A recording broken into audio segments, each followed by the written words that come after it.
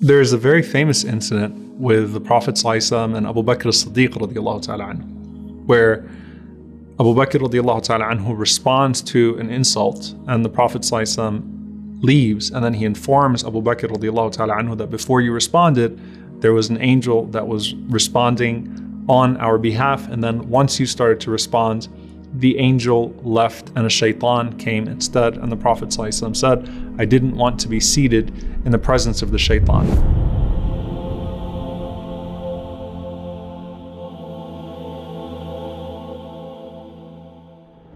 Now, that's when overcoming someone else.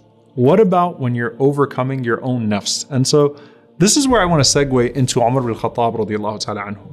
There's a general rule that you can extract that anywhere the Shaytan are not, there is an extra amount of angels, and where the angels are present, the Shayateen are not. And so they cannot both be in the same place, and it's ultimately going to be our actions that determine who's where, how many angels are around us or how many Shayateen are around us. So when we act like the angels, then we are surrounded by the angels. When we act like Shayateen or we give in to their whispering, then we're surrounded by Shayateen. So why is this significant to Umar bin Khattab radiallahu ta'ala anhu? Particularly when it comes to the Malaika. Umar radiallahu ta'ala anhu is a man who was known for karamat al-awliya. He had so many miracles, things that happened to him that were seemingly supernatural.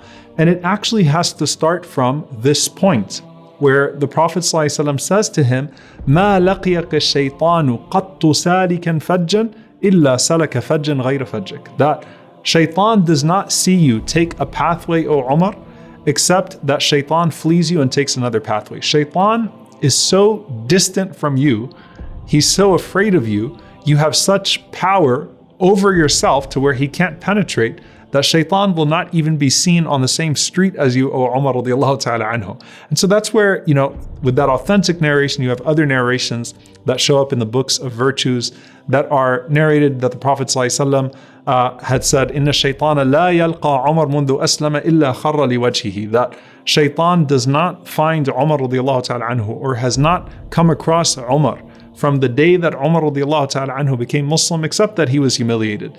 Or another narration that ma fi as-sama'i malakun illa wa huwa yuwaqqiru Umar, that there is not an angel in the heavens except that that angel supports Umar radiallahu ta'ala anhu and loves Umar radiallahu anhu. Wa ma fi al-ardi shaytan illa wa huwa yafirru min Umar. And there is not a devil on the earth except that they flee from Umar. If the devil flees from Umar, then what does that mean in terms of the angels being in his presence? And so that's where you see a man who was so dedicated, so committed, that these miracles were natural in the way that they would come to him radiallahu ta'ala anhu.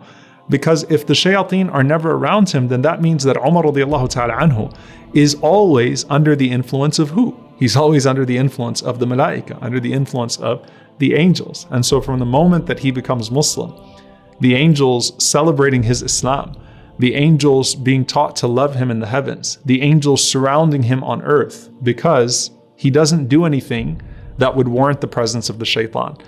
And so that's where you find that hadith of the Prophet ﷺ, where the Prophet ﷺ says that there were people in the in the nations that came before you, that were muhaddathun. They were spoken to.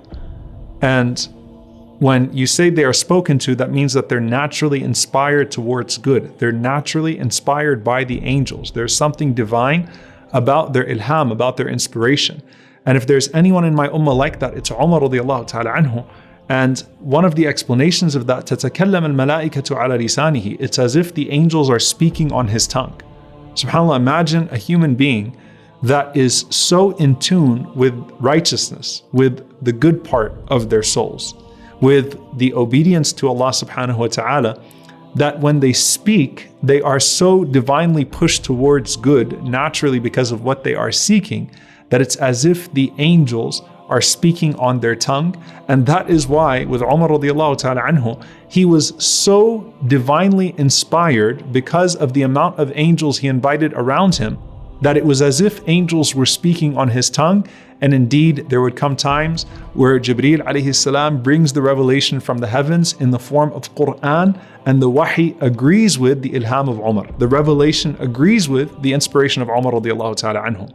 Because the one who sends Jibreel alayhi salam surrounds Umar radiallahu ta'ala anhu with angels, and Umar radiallahu ta'ala anhu is inspired towards righteousness, and Umar radiallahu anhu is committed towards righteousness, and that gives him perception and gives him an environment where when you're interacting with this human being of Umar radiallahu ta'ala anhu, you're interacting with a man that is surrounded by and has within him angels, right, that are inspiring him towards good. And that's why when you read the narration of Umar radiallahu anhu calling out to Sariya, miles and miles away, thousands of miles away, hearing something, seeing something miles away, that a miracle like that is given to Umar radiallahu ta'ala anhu, because as some of the ulama mentioned, the angels caused his voice to be heard in those places that were so far away. And that is not something that was randomly given to Umar radiallahu anhu, just like none of these Sahaba randomly achieved these things, but that is something due to his sincere pursuit of truth. When you sincerely pursue truth, then you are surrounded by the soldiers of truth, and they are the angels of Allah subhanahu wa ta'ala.